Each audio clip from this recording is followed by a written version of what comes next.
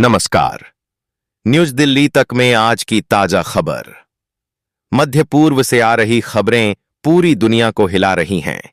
Iran और Israel के बीच तनाव अब एक पूर्ण सैन्य संघर्ष में बदल गया है, जिसमें अब अमेरिका भी इजराइल के समर्थन में कूद पड़ा है। आज सुबह अमेरिकी राष्ट्रपति डोनाल्ड ट्रंप ने एक बड़ा ऐलान किया।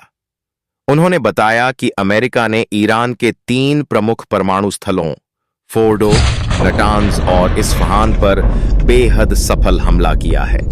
राष्ट्रपति ट्रंप ने दावा किया है कि फोर्डो पूरी तरह से नष्ट हो गया है।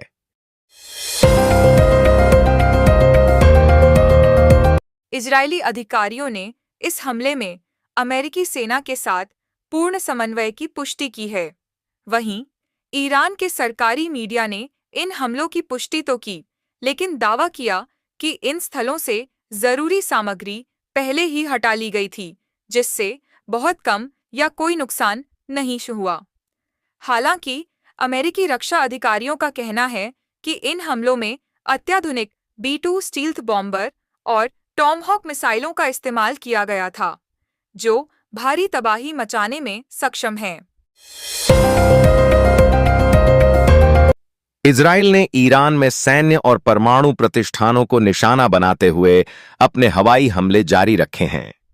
ईरान के कई हिस्सों, विशेष रूप से तेहरान और तबरीज में हवाई रक्षा प्रणाली पूरी तरह से सक्रिय है और लगातार विस्फोटों की आवाजें सुनी जा रही हैं। क्या ईरान और इजराइल मिलकर दोनों देश तीसरा विश्व युद्ध का डंका तो नहीं बजाएगा, क्योंकि दोनों देशों के परमाणु बम है।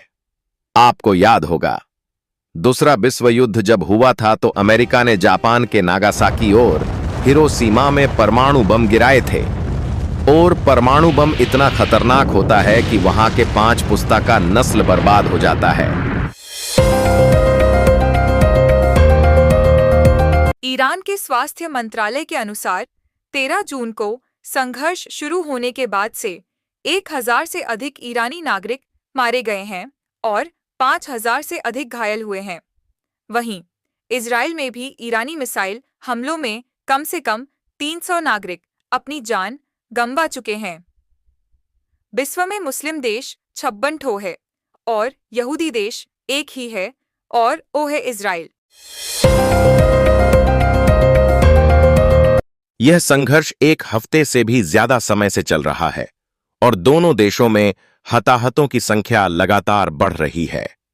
संयुक्त राष्ट्र और अन्य अंतर्राष्ट्रीय संगठन इस संघर्ष को रोकने और एक बड़े मानवीय संकट को टालने का लगातार आह्वान कर रहे हैं। संयुक्त राष्ट्र के महासचिव एंटोनियो गुटेरेस ने इस क्षेत्र में खतरनाक वृद्धि और अंतर्राष्ट्रीय शांति और सुरक्षा के लिए सीधा खतरा बताया है। मध्य पूर्व की स्थिति इस समय अत्यधिक अस्थिर बनी हुई है। अमेरिका के सीधे हस्तक्षेप ने इस संघर्ष को एक नए और कहीं ज्यादा खतरनाक स्तर पर पहुंचा दिया है। देखते रहिए न्यूज दिल्ली तक और चैनल को सब्सक्राइब जरूर करें।